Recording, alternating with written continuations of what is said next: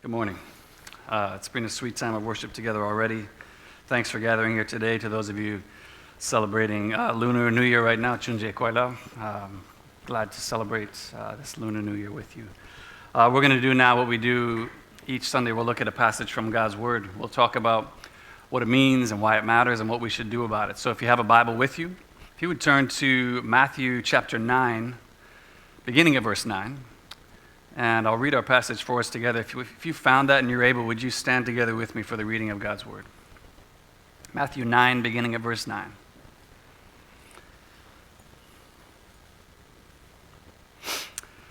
Matthew writes this: As Jesus passed on from there, he saw a man called Matthew. Yes, it's the same guy.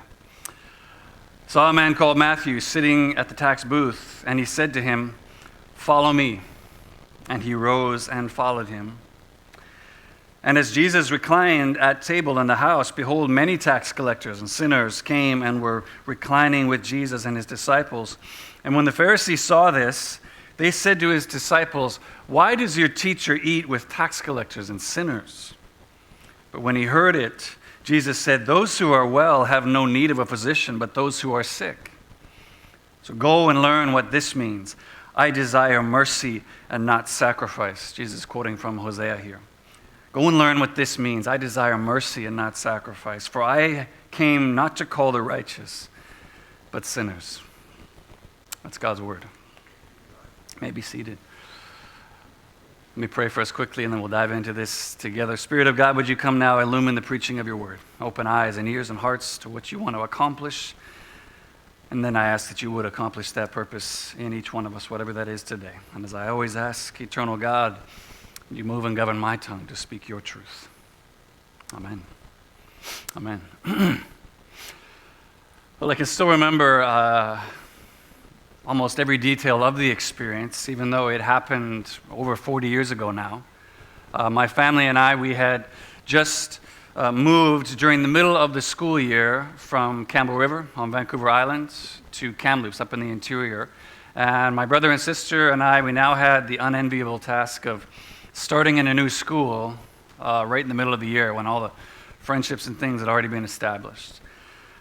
And after a week or so in, I can still remember how excited I felt one day as I finally got the opportunity to be able to choose which PlayStation I wanted to play at first. You know, each week that you would get kind of like sign up for different things, and I got to choose first which thing I wanted to choose. You know, the painting table, that held some appeal. Puppet theater, that could be cool too, but man, I didn't even need to think more about what I wanted to do because I knew the station I wanted to play at was a sand table. Sand table was undoubtedly the most popular, or one of the most popular PlayStations in Miss Hitchen's kindergarten class.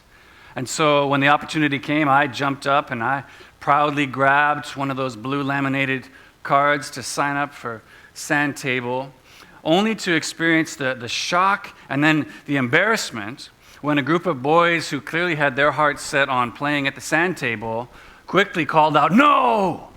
No!" Because there was only a limited number of people that could play at each station. There was only 5 spots, and I had now taken one. And I remember Miss Hitchens, she was like, "That's fine, Wesley. You choose whatever you want. Boys, he can choose what he wants." So I was like, "Yeah, I'm doing sand table." But clearly I had violated some kind of unspoken social contract in the classroom because as punishment that day, no one else chose sand table. And so at least that day in particular, I played by myself. I don't think it's overreaching at all to suggest that one of the core needs of every single person at every single point in human history, whatever it is the need for acceptance. It's to feel accepted by other people. Do you agree with that? I mean, it's not to suggest that we feel like I need to be accepted by everybody. Everyone needs to accept me. I think we know that's not the case. And no question, a healthy kind of emotional intelligence ought to leave us ideally at a place where we can hold that core need of acceptance without feeling like ruled by it, that I need to have it at any cost. Fair enough.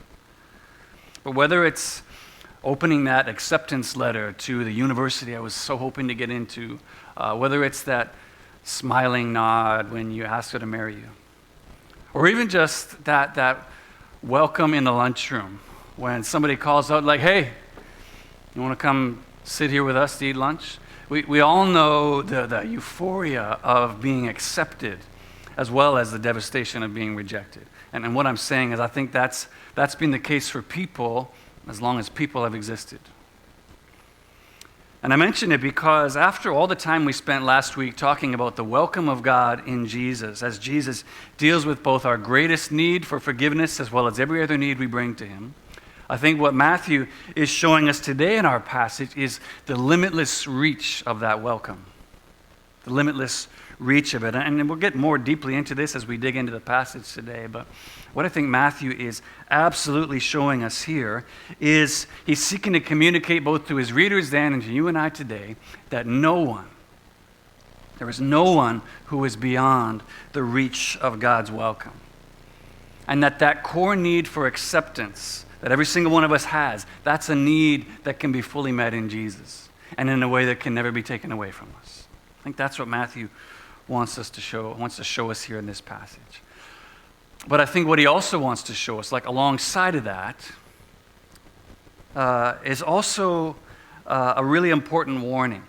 In the midst of this, Matthew's he's narrating his own call by Jesus himself. I think he wants to show us a warning here today as well. A warning to those who believe they have the acceptance of God, lest we seek to put limits and barriers of our own around the limitless welcome of God in Jesus. Lest we speak a message of rejection and exclusion where God has spoken an offer of acceptance. So in order to help us see those two things today, I want to look at the passage in just two ways. I want to show you the breadth of Jesus' invitation and then the offense at Jesus' invitation.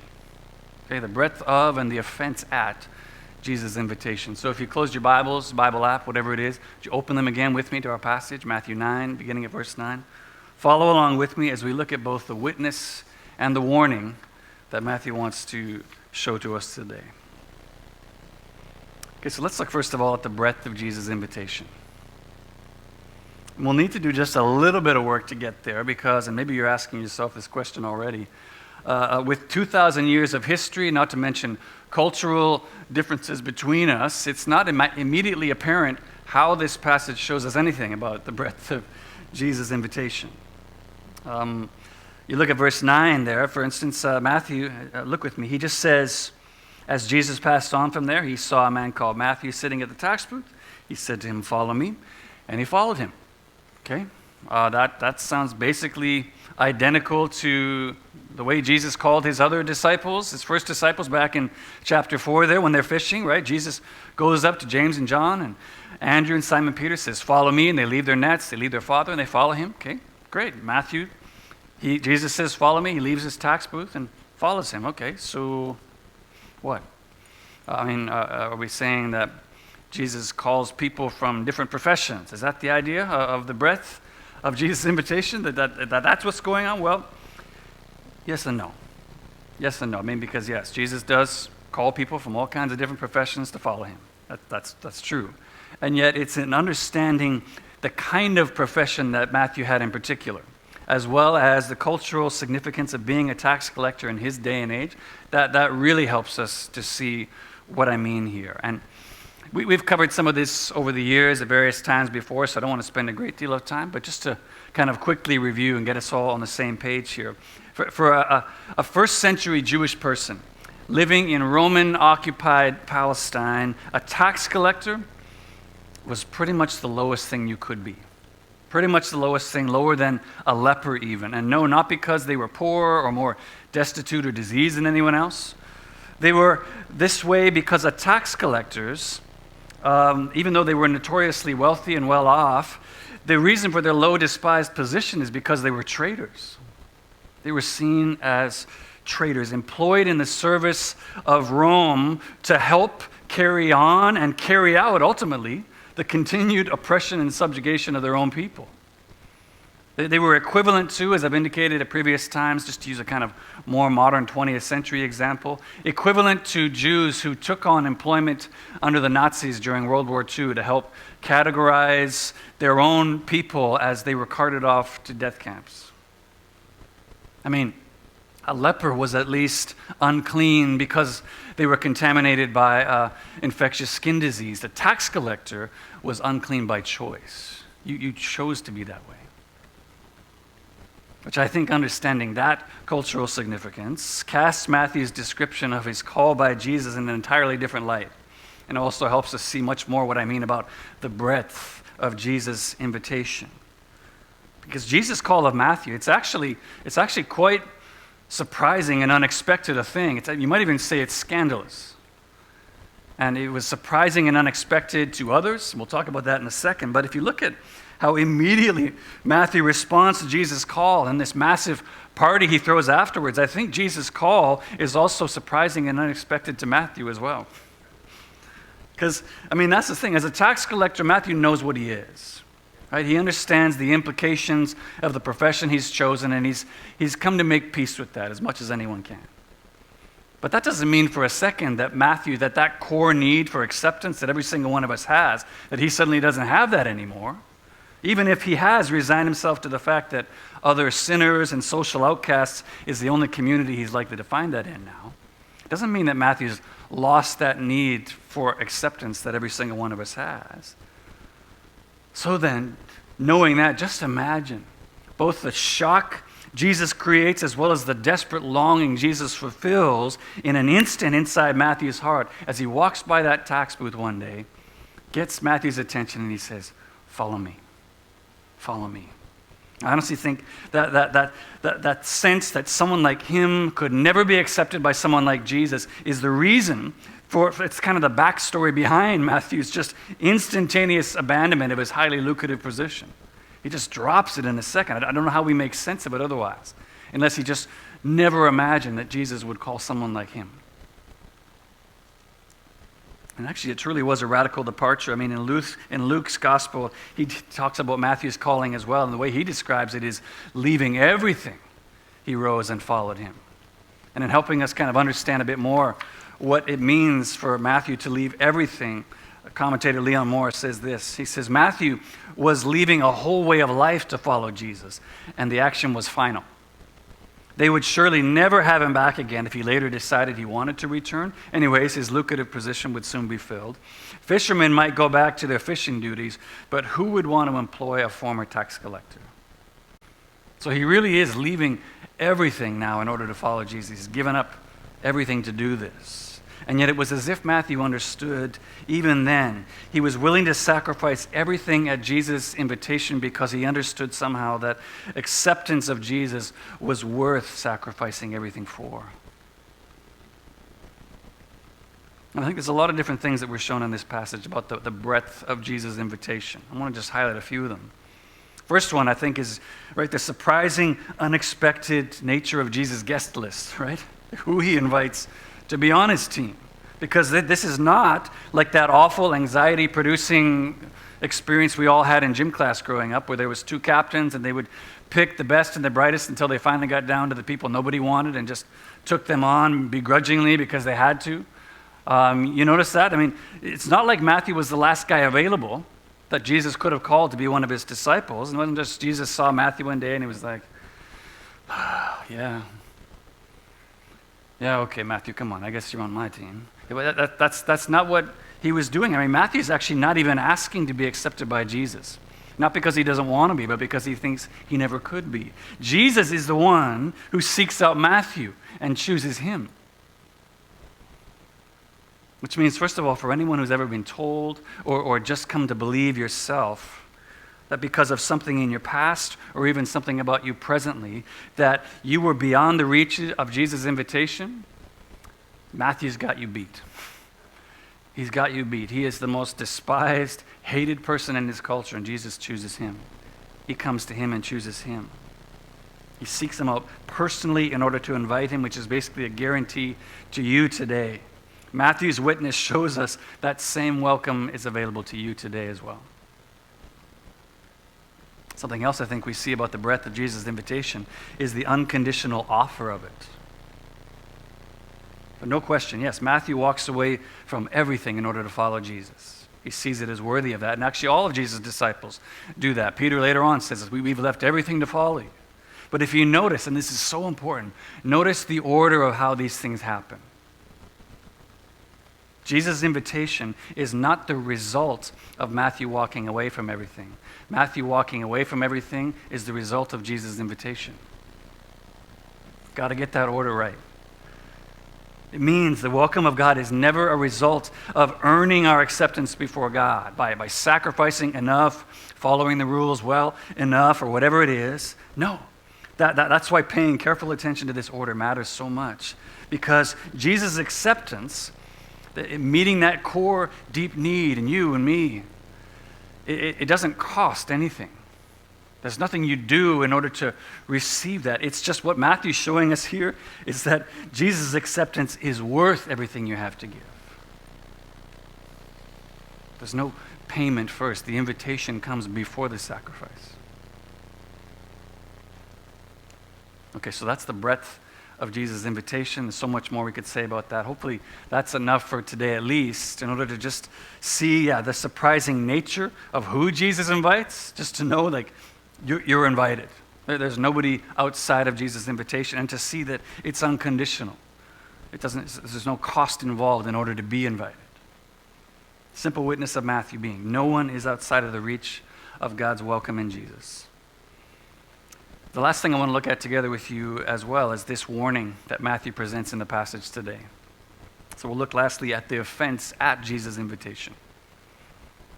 The offense at his invitation. And the warning, as I see it anyways, if I can just kind of state it outright and then kind of we'll go back and show you where we see this, is this. Although the welcome of God in Jesus might indeed be limitless, those who claim to be followers of God can be in danger of adding limits of our own to God's welcome.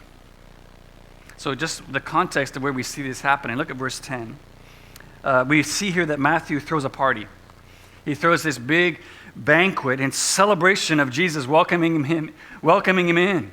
And seeing as Matthew is basically ostracized by every other part of Jewish society at this time, I mean, who else is he going to invite but other ostracized people like him? He invites in all the other tax collector buddies, invites in all these other people who, broadly speaking, would be categorized as sinners in his culture. These are the prostitutes, the addicts, the thieves. These are the people. This is Matthew's crew. This is his community, his people. He invites them in to this big banquet. And what's so beautiful about this scene, actually, this is really cool, is that rather than just ditch his community the moment he receives Jesus' invitation, instead, Matthew invites Jesus into his community in order so that they too might see and experience the welcome of God that they never imagined that they'd be invited to as well. And there's no question, yes, a lot of times when we first receive Jesus' invitation, we come to faith, there are times, and yes, maybe we have to create a little distance between our groups, our communities, in order to just really establish a new life in Jesus. No question that's true. But if we're going to be these people who are ministers of gospel renewal, at some point in time, as we grow in that faith, we need to be willing to, like Matthew, invite Jesus back into our community. Because who else is better than you to show what that transformation from before Jesus to after Jesus than those people who knew you before? So that's what we see Matthew doing here. He invites Jesus into his community, and he invites them to that same invitation. But here's the problem. Now when we come to verse 11 and following, now we see is the Pharisees and the religious leaders of Jesus' day, their offense at Jesus' invitation. As Jesus invites in these people, and he ignores what they saw as these limits that you needed to put around God's welcome. It was not just for everybody. There was limits about who can be acceptable to God, and limits about how those who are acceptable to God were allowed to relate to those whom God rejects. Jesus is just like, no, I don't see those limits. I'm going to be right here. The central point of their offense really just came down to the concept of contamination. That was really their big problem, contamination, which sadly we've become all too familiar talking about living through a global pandemic these past 2 years. We get it. We understand it. If you're a healthy person, you come into contact with a thing or a person with germs and viruses. Although you may be healthy, coming into contact with that unhealthy thing causes you to be unhealthy. We all understand that, and that's why you're all wearing masks right now. We get it. But what Jesus is getting at is that the Pharisees and the religious leaders of his day, they saw that concept as applying to our morality and our spirituality as well. They thought that spiritually unhealthy people could make you spiritually unhealthy if you hung around them or came into contact with them. So they hear about Jesus and his disciples eating together with all these unclean people. And we got to understand, if you don't already, that eating together with someone in this culture is not the same as it is like in our culture today. Eating together with someone implies community. It implies acceptance of those people. So the Pharisees, they see Jesus eating together with all these sinners, these contaminated people, and their worldview just can't compute.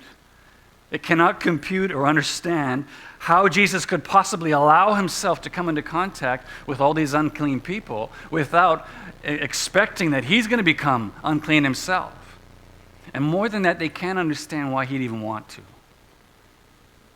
I mean, just to give us a picture of how they saw what was happening here today, this would be literally like a doctor and all her residents coming in for lunch break into the COVID ward, taking off their masks, all their robes and everything, sitting down and having lunch together with the COVID patients.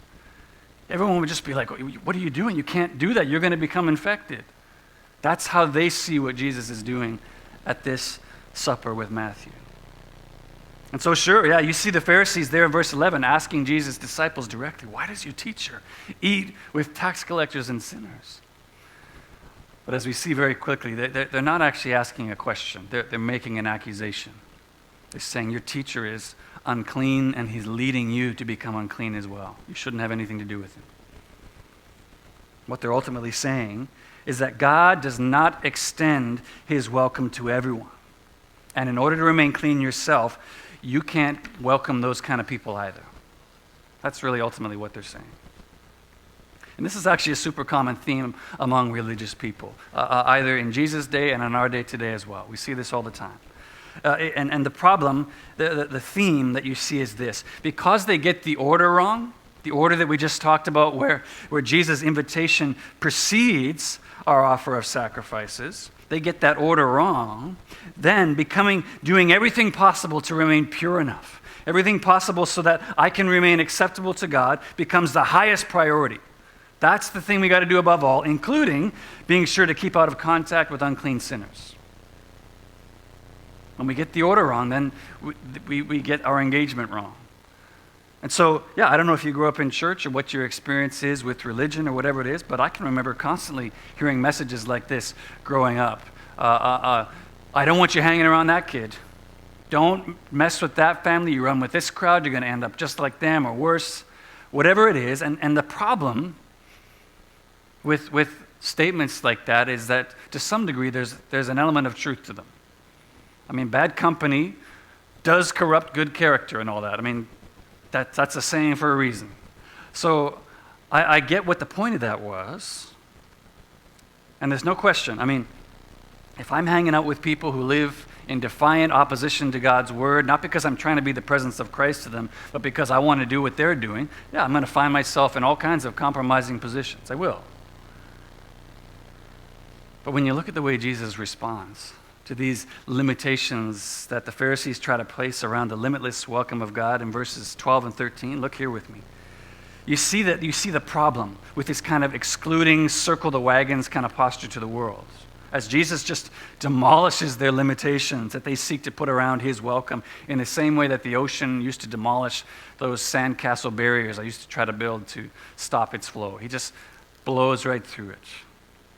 For look here, verse 12, he says, those who are well have no need of a physician, but those who are sick. So go and learn what this means. I desire mercy and not sacrifice, for I came not to call the righteous, but sinners. What's important to note, first of all, is that what Jesus is not saying when he talks about the well not needing a physician and his coming not to call the righteous of sinners. He's not saying that the Pharisees are well. He's not saying you guys are the righteous ones, and because you and God are good, you guys keep the rules well, but listen, we need to help out these bad guys. Come with me and help me as we try to help them out. That's not what he's saying. Jesus is absolutely here. What he says, this is a condemnation of the Pharisees, as well as every limitation that they tried to put around his welcome. You see that especially in Jesus' quotation from Hosea there. That's where he's quoting from, Hosea 6 and verse 13. When he tells the Pharisees, who saw themselves as experts in the scriptures, go and learn what it means, I desire mercy and not sacrifice. I'm sure they didn't take that kindly. That you told people who thought they were experts in the scriptures, you don't know what it means. So go and learn what this means. But he quotes that because what he's saying to these religious elites who were seeking to place limitations around his limitless welcome is, first of all, if these people are really as sick as you say they are, and you're really as healthy as you say you are, why would you seek to do nothing to help them in their condition? Will you just leave them to die in their sins? Will you just go along happily with God's welcome and forgiveness? Where's your mercy and compassion? And secondly, what he's saying to them is, your problem is that you think what matters most to God is your religious performance. You think what matters most to God is how well you keep the rules and stay out of contact with those who don't. But look here, even your own prophets clearly reveal that what matters most to God is actually not how well you keep the rules, but the condition of your heart. Why? Because God's acceptance isn't something that you earn in the end anyways.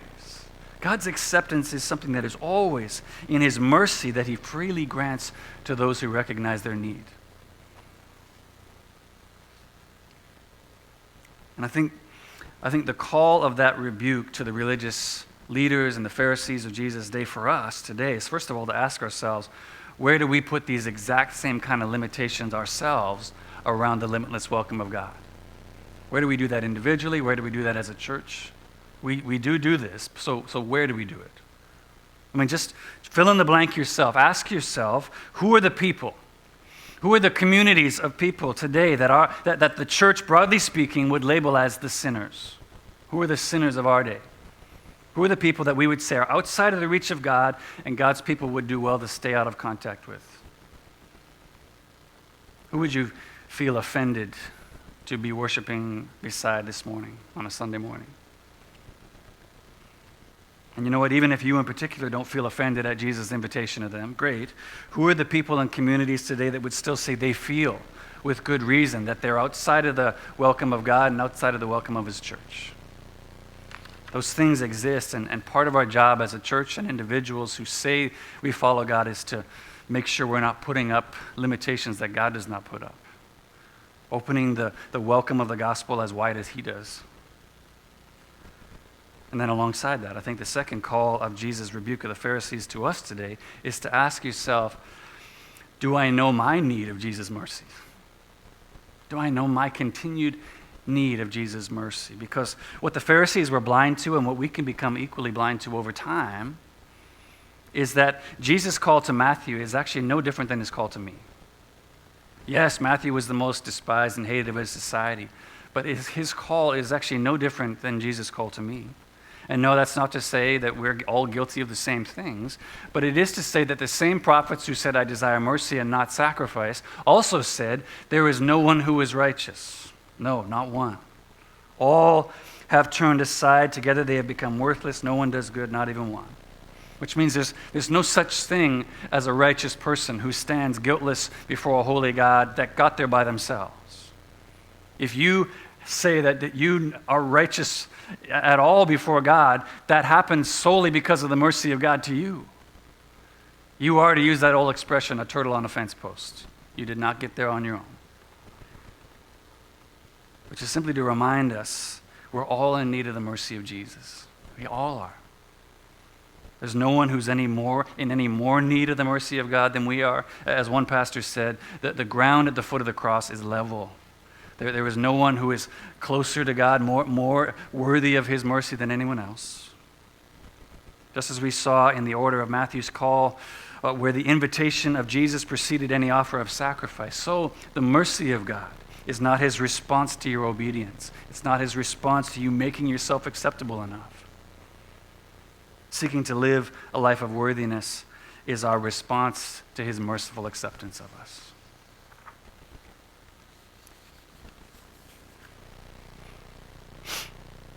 We began this morning talking about the core need of every single person. regardless of our time in history, our desirability, how well you keep the rules, whatever it is, our desire to be accepted, that core need in us. As we close this morning, I want to remind you that the reason Jesus calls the religious of his day, as well as of our own, to a merciful pursuit of others is because of this, that those who are recipients of his mercy are in turn to be those who extend mercy to others. And that's exactly what we saw Matthew doing in his response to Jesus' invitation of him, and it's what we saw the Pharisees failing to do because of the limitations that they'd put around the limitless welcome of God. Those who have received mercy are to be those who extend it to others. As Jesus said very clearly a couple chapters back, the Sermon on the Mount, Matthew 5, "Blessed are the merciful, for they shall receive mercy." So what about you? Are you offended at Jesus' invitation, as the religious leaders of his day were? Are there people that we feel like it shouldn't extend to? Are you content to enjoy his welcome while you deny it to others? It's an important question, because I think here's the scary thing that we see, and I think it's not stated, but it's certainly implied from Jesus' kind of rebuke of the Pharisees here. What he says in his response to them is that to be excellent at keeping the rules, following God as best as you think you're supposed to, and to not be merciful, means you may not actually have the welcome and acceptance of God that you think you do. Pharisees certainly believed that they had God's acceptance because of how well they followed the rules, but they were outside of his welcome still. Could that be true of us? Paul tells us plainly in Ephesians 2, it's the richness of God's mercy alone that makes us alive together with Christ. But as you come to acknowledge, come to just sit in that reality that you were Matthew. I was Matthew. I was not at all deserving of Jesus coming by my booth and calling me. That we had no hope in ourselves of being accepted by the one whose acceptance means everything, but that in his mercy, because of his great love for me, welcomed me freely. When I come to realize that and recognize that,